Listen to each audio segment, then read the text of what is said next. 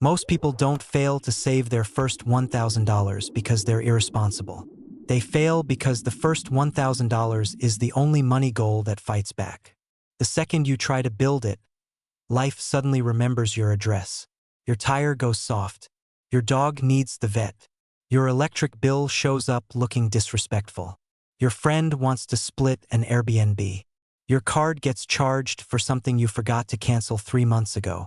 And now the money you were finally going to save gets dragged right back into survival mode. Again, that's why this number feels cursed. Not because it's big, because it's the first time you're trying to keep money instead of just passing it through your hands. And that's the part people never explain well. Saving your first $1,000 is not hard because of math alone. It's hard because you're trying to escape a system where every dollar already has a job before you even earn it. Rent wants it. The car wants it. Food wants it. Your old mistakes want it.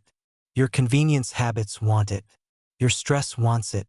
So when somebody online says, just save $1,000, like you're picking up socks off the floor, it sounds insane, because for a lot of normal Americans, that first $1,000 is not a cute starter goal. It's the line between always feeling one step behind and finally having just enough space to breathe. Think about Ashley. She's 28, lives outside Atlanta, works in healthcare admin, makes around $57,000 a year. That sounds solid until real life starts itemizing the bill. After taxes, insurance, and deductions, she brings home around $3,650 a month. Rent is $1,420. Car payment is $395. Insurance is $170. Groceries are somehow over $400, even though she keeps saying she needs to be more careful. Gas is $180. Phone, internet, streaming, random household stuff, work lunches she didn't plan on, one dinner out because she had a rough week, a birthday gift, a prescription refill, and suddenly she's not budgeting anymore. She's improvising. That's how most people live, by the way. Not lavishly, not recklessly, just expensively enough to never get ahead. So Ashley tells herself what everybody tells themselves. Next month I'll lock in. Next month I'll stop spending on dumb little things. Next month I'll be disciplined. But next month keeps running into actual life. A $230 car repair, a last-minute bridesmaid expense, a copay, a higher utility bill during a heat wave. Nothing dramatic. That's what makes it so dangerous. It's not one giant disaster. It's 10 normal expenses showing up with perfect timing. And that's why the first $1,000 feels harder than the next $10,000. Because the first $1,000 is not just savings. It's resistance. It's your first attempt to stop living completely exposed. Look, once you have no buffer, every inconvenience becomes a decision. Do I pay for this in cash? Do I use the card? Do I wait? Do I move money around? Do I pretend it's not happening until Friday? That constant pressure is exhausting.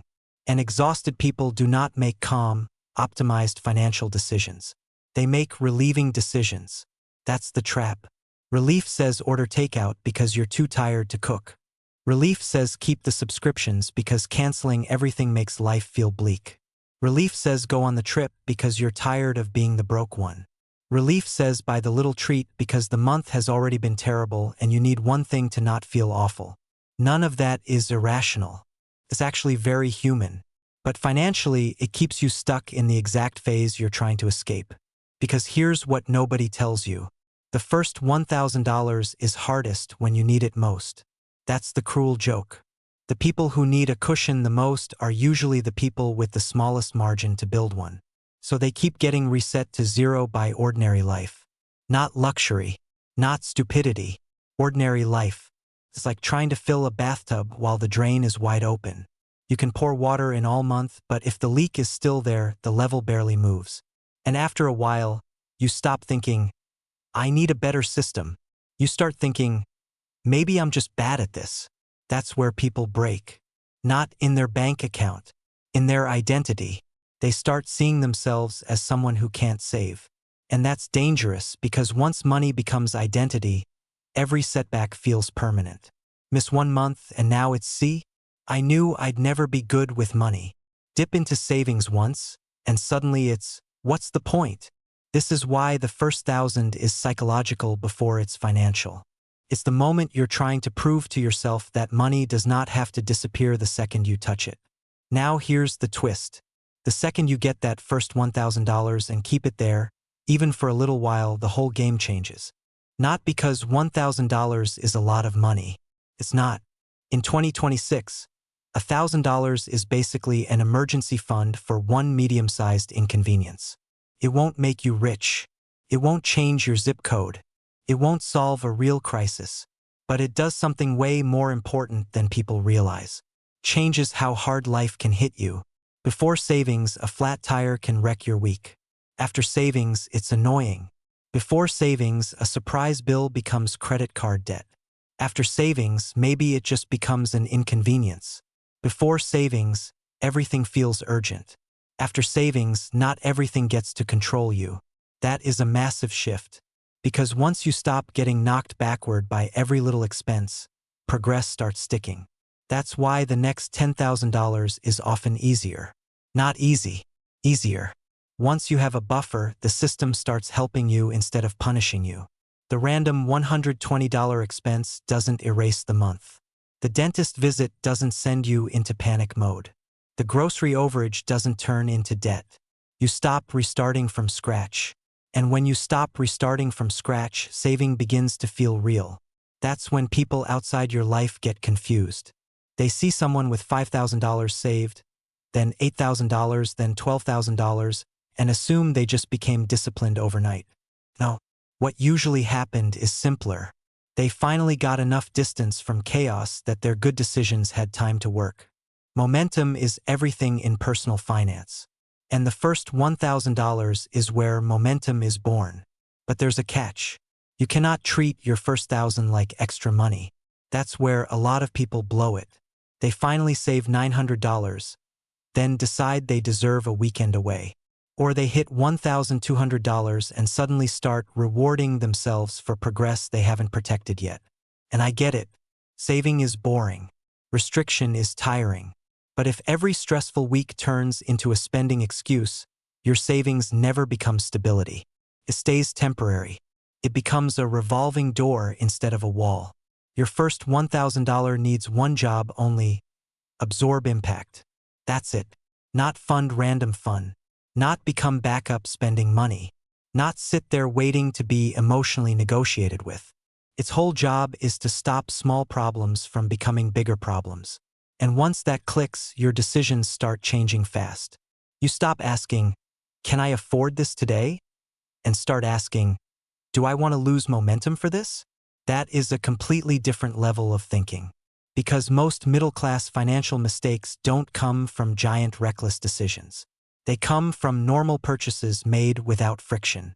A dinner here, a convenience fee there, a monthly payment that looked harmless, a couple subscriptions, a sale, a trip that wasn't even that expensive.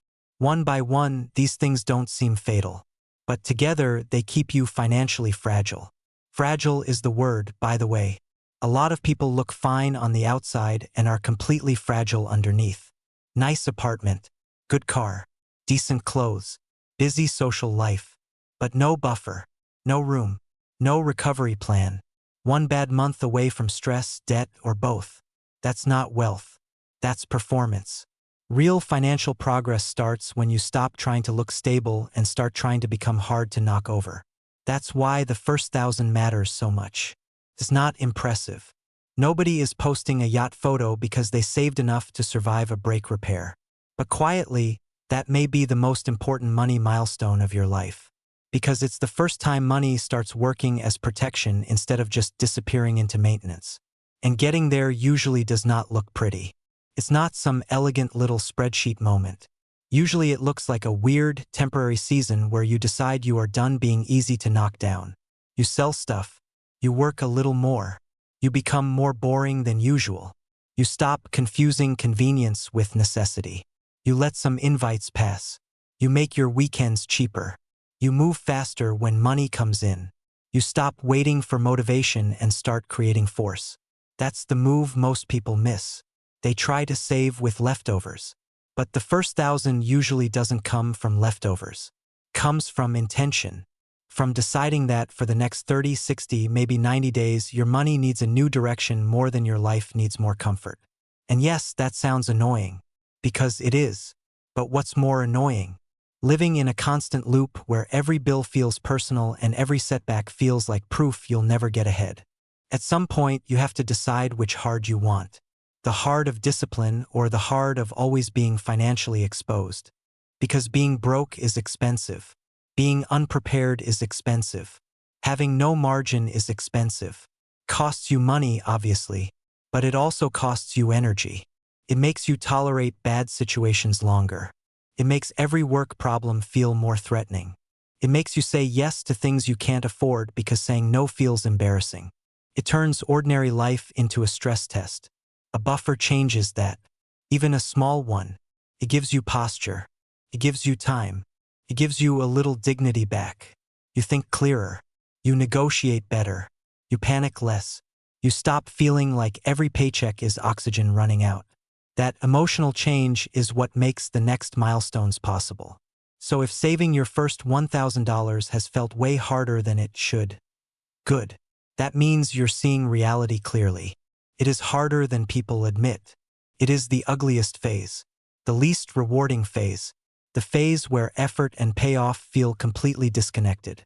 But once you get through it, even imperfectly, the system starts changing. You stop being the person who just hopes nothing goes wrong. You become the person who can survive some of what goes wrong. And that person has a very different future. So forget the fantasy of getting rich fast.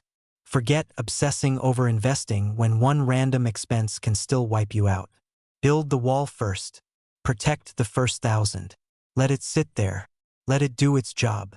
Let it prove to your brain that money can stay. Because once money starts staying, momentum starts building.